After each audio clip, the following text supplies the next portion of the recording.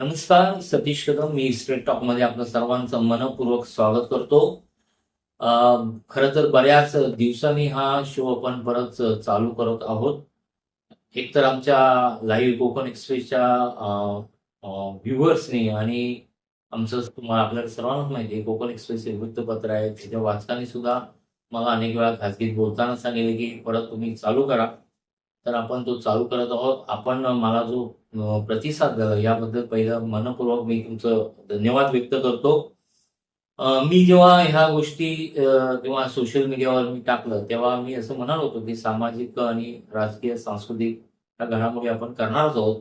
पण आपला परिसर आणि राज्य ह्या सर्व गोष्टी कव्हर करणार आहोत. परंतु आज जो पहिलाच आपला एपिसोड आहे, तो मला राष्ट्रीय पातळीवरचा विषय घ्यावा लागणार आहे.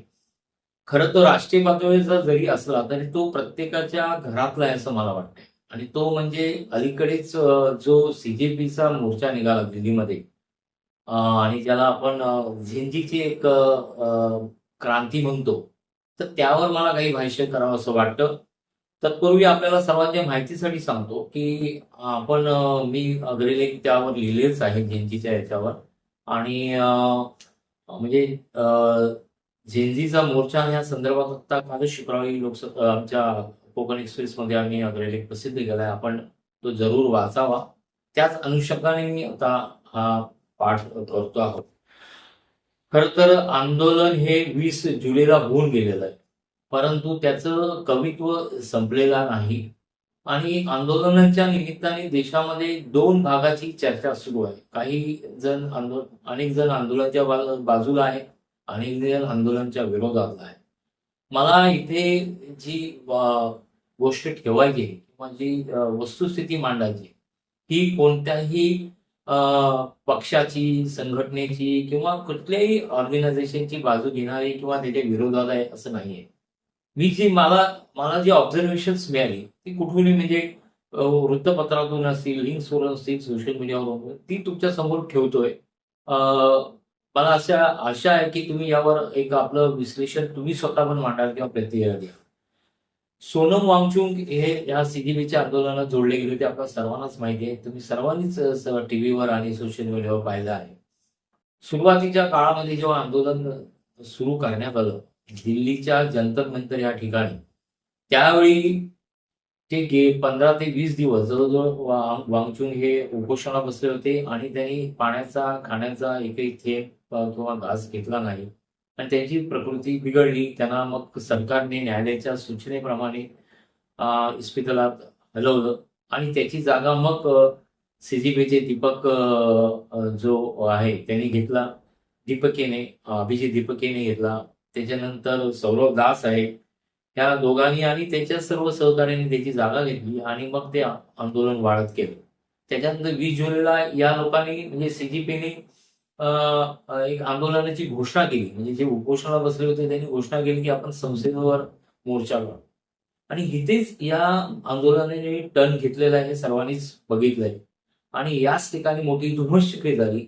दिल्ली पोलीस आणि आंदोलकांनी यांच्यामध्ये प्रचंड धुमश्चक्री झाली आणि अनेक आंदोलक जखमी झाले. यावेळी पॅलेट गनचा वापर करण्यात आला असाही आरोप करण्यात, आणि तो राहुल गांधी, विरोधी पक्षनेते, यांनी पत्रकारांच्या समोर सुद्धा काही लोकांना, जखमी लोकांना दाखवलंय. मला लहान महिलांवर आहे, पण लहान मुलींवर सुद्धा लाठीचार्ज आणि त्यांना मारहाण, कपडे फाडणे असे सगळे प्रकार झाले. यामध्ये काही अंशी तथ्य आहे, असं काही चुकीचं आहे याच्यातला भाग नाही, कारण ते व्हिडिओजच सगळीकडे प्रसारित झाले. आणि याची दखल कोर्टाने, सर्वोच्च न्यायालयाने घेतली, कारण 3 याचिका सुद्धा या प्रकारे दाखल झालेल्या आहे. आणि अर्थातच जी आंदोलनकर्त्यांची मागणी होती की जे आपले आता माजी म्हणू केंद्रीय शिक्षण मंत्री धर्मेश प्रधान यांचा राजीनामा पाहिजे. त्याच्यानंतर त्यांची मागणी आहे की जे 21 नीटच्या परीक्षाच्या संदर्भात मुलांनी परीक्षा दिल्या होत्या, 21 मुलांनी आत्महत्या केल्या कारण पेपर लीक झाला. आणि हा सगळा गदारोळ पूर्ण देशामध्ये झाला. आणि ह्या आंदोलनाचं लोक सगळीकडेच पसरलं. बिहार असो, महाराष्ट्र असो, अरुणाचल प्रदेश असो, अनेक ठिकाणी आंदोलन, कलकत्ता असो, अनेक ठिकाणी आंदोलन झालं आणि मोठ्या प्रमाणावर झालं. त्यामुळे सरकारने त्याची कॉग्निझन्स घेतला, दखल घेतली. धर्मेश प्रधान यांनी राजीनामा दिला आणि आता नवीन शिक्षण मंत्री आलेले आहेत. त्यानंतर हे आंदोलन संपले.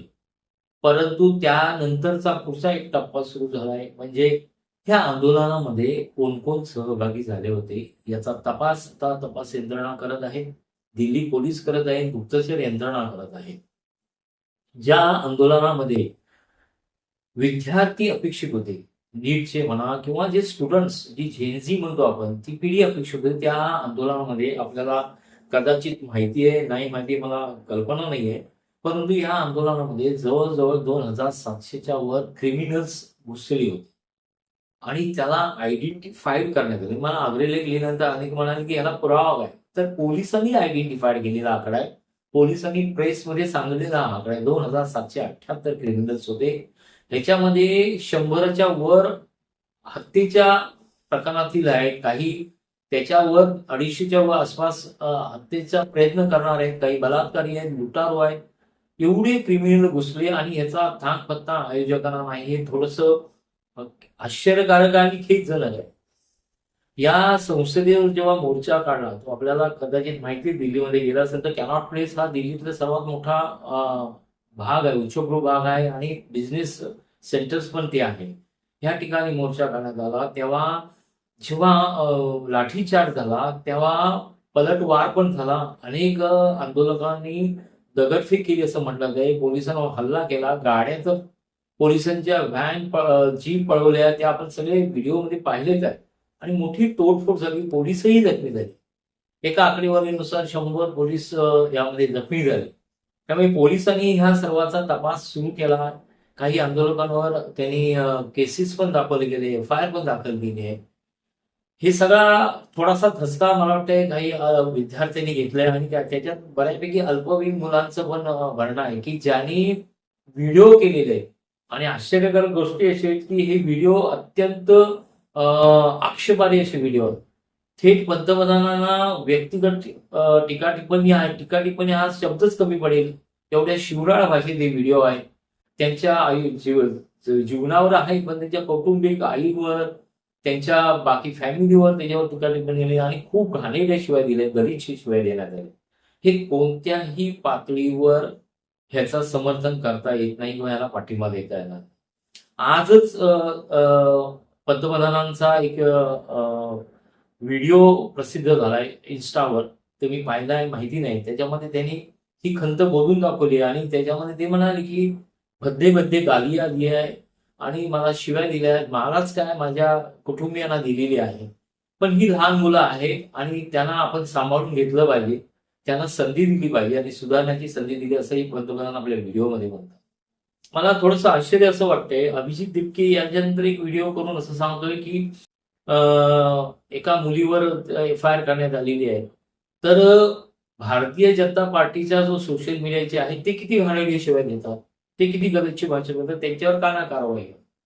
अभिजित दिपके यांचा तत्वतः मुद्दा बरोबर आहे, तत्वतः मुद्दा बरोबर आहे. पण मला असा प्रश्न विचारायचा वाटतोय की अभिजित दिपके असं समर्थन करतात की त्यांनी दिले म्हणून आम्ही करणार आहोत. म्हणजे तुम्ही त्याच पातळीवर येऊन हे काम करताय की काय? जेव्हा तुम्ही डॉक्टर बाबासाहेब आंबेडकर यांचा घटनाकार आपण म्हणतो, त्या घटनाकारांचा तस्वीर, त्यांचा फोटो, त्यांचे पुस्तक हातात घेऊन आणि गांधींची तस्वीर, फोटो लावून आंदोलन करताय किंवा ते स्टेजवर ठेवताय, तर त्यांच्या पावलावर किंवा त्यांच्या प्रवासावर आपण काहीतरी घेऊन जायला पाहिजे. तर तुम्ही पण ह्या मारहाणीचं आणि ह्या बोलण्याचं समर्थन करताय. मग हा दुसरा चेहरा आहे, हा दांभिक चेहरा आहे असं मला वाटतंय. त्यामुळे याचं कुठेही समर्थन होत नाही. पोलिसांवर कारवाई व्हायची त्याच्याबाबत सर्वोच्च न्यायालय 3 याचिका दाखल झाली, सर्वोच्च न्यायालय डायरेक्शन देईलच. पोलिसांनी जर चुकले असेल, पोलिसांनी खेळे, पॅलेट गन, खेळे असलेल्या दांडकुईने मारहाण केली असेल आणि काही गोष्टी केली असतील, त्याबाबत त्याची तपास यंत्रणेवर जे काय करायचं ते सर्वोच्च न्यायालय करच. परंतु तुम्ही यांनी, म्हणजे मराठीत एक म्हण आहे, एकाने गाय मारली म्हणून दुसऱ्याने वासरू आवळा, अशा प्रकारे जर दिपके वागत असतील तर मग आंदोलनाची दिशा ही भविष्यात आता भरकटली आहे, ती दिशा येईल असंच म्हणावं लागेल. दुसरं महत्वाचं याच्यामध्ये असं आहे की या लोकांची बॅकग्राऊंड मी थोडासा आम्ही अभ्यास करायचा प्रयत्न केला. अभिजित दिपकेवर काश्मीरचं म्हणजे स्वतंत्र काश्मीरचा पुरस्कार केल्याप्रमाणे किंवा त्याची समर्थन केल्याप्रमाणे गुन्हा दाखल आहे. जो सौरभ दास आहे, जो ह्याचा प्रवक्ता आहे, ह्या सौरभ दासाची पण कहाणी तशी. तो स्वतःला पत्रकार म्हणून घेतो. तो काही वायर किंवा अन्य याच्यासाठी लिंकसाठी काम करतो आहे. परंतु हा सौरभ दास हा खालिद उमरचा मोठा समर्थक आहे. जो खालिद उमर आपल्याला माहितीये, सॉरी उमर खालिद हा तुम्हाला माहितीये की ज्याने देशाचे तुकडे करावे आणि या प्रकारच्या घोषणा दिल्या होत्या आणि त्याच्या या आरोपाखाली तो सध्या जेलमध्ये आहे. आणि देशाच्या विभाजनाच्या तुकड्यांची भाषा करणारा म्हणजे थोडक्यात अतिरेकी विचार मांडणाऱ्या व्यक्तीवरून हा समर्थन करतो, त्याच्यावर फोटो काढतो. तो वर्ल्ड कॉन्फरन्समध्ये म्हणजे तुम्हाला सांगायचं म्हणजे गेल्या वर्षी कॉन्फरन्स झाली, जी कॉन्फरन्समध्ये भारताविरुद्ध म्हणजे आपल्या देशाविरोधात जे कटकारस्थान केली जातात अशा प्रकारची ती कॉन्फरन्स होती. त्याच्यामध्ये हा सहभागी दिसून येतो. या लोकांची पार्श्वभूमी अशी असेल तर ही लोक झेंझीना काय मार्गदर्शन करतात. आणि मला प्रश्न असं विचारायचा आहे की जी मुलं देशातील ती इनोसंट आहे, त्यांना माहितीच नाहीये की हे सर्व काय चाललंय.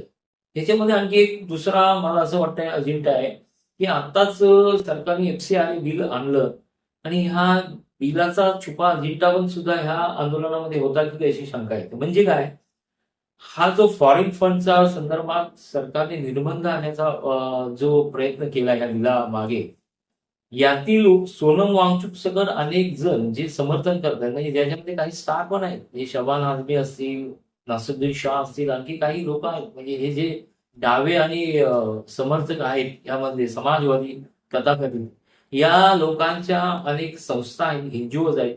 या लोकांना फॉरेन फंड येतो. हा फॉरेन फंड त्यांनी सामाजिक कार्यात वापरावा अशी साधारण अपेक्षा आहे. परंतु हा आपल्याला एक आकडेवारी सांगितलं तर आश्चर्य वाटेल. जवळपास आपल्या देशातील 1600 अशा एनजीओ आहेत की त्यांना 2,500 करोडच्या वर फॉरेन फंड येतो. हा फॉरेन फंडचा उपयोग देश हितासाठी होत नाही, देशविरोधी कारणासाठी होतो. आणि सरकारचे लक्षात आल्यानंतर त्यांनी FCRA नावाचा हा जो कायदा तो आणला. म्हणजे आता ती प्रोसेस सुरू आहे, आपल्याला माहिती आहे. मला सांगायचा मुद्दा असा आहे की ज्या आंदोलनामध्ये क्रिमिनल्स घुसले, ज्या आंदोलनामध्ये ज्यांचा संबंध नाही अशी लोक घुसलेले, ज्या आंदोलनाला पाक बांगला, इंडोनेशिया इथून समर्थन मिळते, पाकच्या 400 लिंक्स या आंदोलनामध्ये कनेक्टेड होत्या, ज्या आंदोलनाचा समर्थन आणि पाठिंबा अमेरिकन काही एजन्सीज करत आहेत, ज्या आंदोलनामध्ये अल जझीरा सारखा जो इंटरनॅशनल जे मुस्लिम कंट्री मधला पेपर आहे तो सपोर्ट करतोय, जो असा हेडलाईन मध्ये म्हणतोय की आता नाही तर कधीच नाही, म्हणजे आंदोलन प्रोव्होक करतोय. ज्या आंदोलनात अनेक अशा विघातक प्रवृत्ती घुसल्या होत्या, त्या आंदोलनामध्ये अभिजित कोणते संदेश देत आहेत झेंझीना, ते म्हणतायत, हे दोघंही म्हणतायत सौरभ दास की आंदोलन आमची समोर जी मंडळी बसली होती तीच आमची आणि ती बाकी घेते आम्हाला नंतर संबंध नाही, असं म्हणून कसं चालेल. ज्यावेळी तुम्ही धर्मेश प्रधान यांचा राजीनामा घेता, धर्मेश प्रधानांचा राजीनामा घेताय तुमच्या पद्धतीने तो असेल बरोबर. मी काय धर्मेश प्रधानांचा पाठीराखा नाहीये, म्हणजे मी काही त्याचं समर्थन कराय. तुम्ही जी भूमिका घेतली त्या भूमिकेची तुम्ही ठाम राहिलं पाहिजे, हे बरोबर आहे. परंतु कलेक्टिव्हली रिस्पॉन्सिबिलिटी, अकाउंटेबिलिटी असा शब्द जेव्हा आपण वापरतो म्हणजे काय, धर्मेश प्रधानचा राजीनामा का घेतला तर ते शिक्षण मंत्री आणि ते हेड रिस्पॉन्सिबल आहे. जे गुन्हेगार आहेत, त्यांना पकडण्यात आले, अटक करण्यात आले, ज्यांनी काम चुकार केला अशा 41 लोकांना ऑफिसरना घरी पाठवण्यात आले, परीक्षा कायद्यामध्ये सुधारणा करण्यात आली. एवढं होऊन धर्मेश प्रधान हे नैतिकदृष्ट्या त्याला जबाबदार आहेत म्हणून तुम्ही त्यांची अकाउंटेबिलिटी ठरवत राजीनामा घेताय. तसंच तुम्ही जेव्हा आंदोलन करताय तेव्हा तुमची अकाउंटेबिलिटी सर्वच ठिकाणी येते. तुम्हाला पाहिलं पाहिजे, तुमची नियोजन तसं व्हायला पाहिजे. तुमच्या आंदोलनामध्ये कोण घुसतंय, ज्या अपप्रवृत्ती घुसतायत त्याची संदर्भातली माहिती पोलिसांना दिली पाहिजे. तुम्ही असं कसं म्हणू शकता, असं म्हणू शकत नाही. त्यामुळे ह्या आंदोलन कुठे भरकटलेलं आहे असं वाटतंय. या आंदोलनाला आपण बघितलं महाराष्ट्रात प्रचंड प्रतिसाद मिळाला, परंतु मनसे असेल किंवा उभाटा असेल ह्या पक्षांनी हे तपासलंय का, हा प्रश्न पडतो. तपासलंय का? ह्यांची पार्श्वभूमी तपासली का? आंदोलन कुठे गेले ही माहिती घेतली आहे का? फार मोठा विषय हा. हा आता संपणारा विषय नाहीये. कारण झेन मला असं वाटतंय की जे बाहेरून येणारी जी मुलं आहेत, त्यांना कदाचित ही माहिती नसेल. परंतु आपण ज्या क्रांतीच्या गोष्टी करतो, त्यावेळी ह्या सर्व गोष्टी खूप काळजीपूर्वक केल्या पाहिजेत, असंच माझं मत आहे. खरंच आपला देश हा पुढील काळामध्ये म्हणजे आता सगळं जगामध्ये जर सर्वात तरुण देश म्हणून कुठचा असेल तो हा भारत आहे. आणि तरुणच पुढे या देशाची जी अ, भूमिका आहे ते ठरवणार आहेत. तरुणच ह्या देशाला पुढे नेणार आहे ह्याच्यामध्ये. त्यामुळे आतापासून तरुण जर राजकारण, समाजकारणामध्ये येत असेल तर वेलकम, चांगलीच गोष्ट आहे. त्याला कोण अडवू शकत नाही. आणि प्रश्न विचारण्याचा अधिकार सर्वांनाच आहे. तरुणांना आहे, झेन आहे, सर्वांनाच आहे. त्यांनी नीट नक्कीच विचारला पाहिजे. पण तो विचारताना सदसद विवेक बुद्धी ठेवली पाहिजे, दिशाभूल ठेवली पाहिजे. आपण काय कृत्य करतो, त्याचा आपल्या सगळ्या देशाच्या एकात्मतेवर, त्याचा संपूर्ण देशाच्या एकूणच विचारधारेवर काय परिणाम होतो, हेही तपासलं मला पाहिजे असं मला वाटतं. तुर्तास एवढंच. तुम्हाला ह्या सर्व विषयावर काय वाटतं आणि आपण जी मांडणी केली त्याच्यावर तुमचं काय मत आहे? नक्कीच कॉमेंट्समध्ये तुम्ही नोंद करा. धन्यवाद.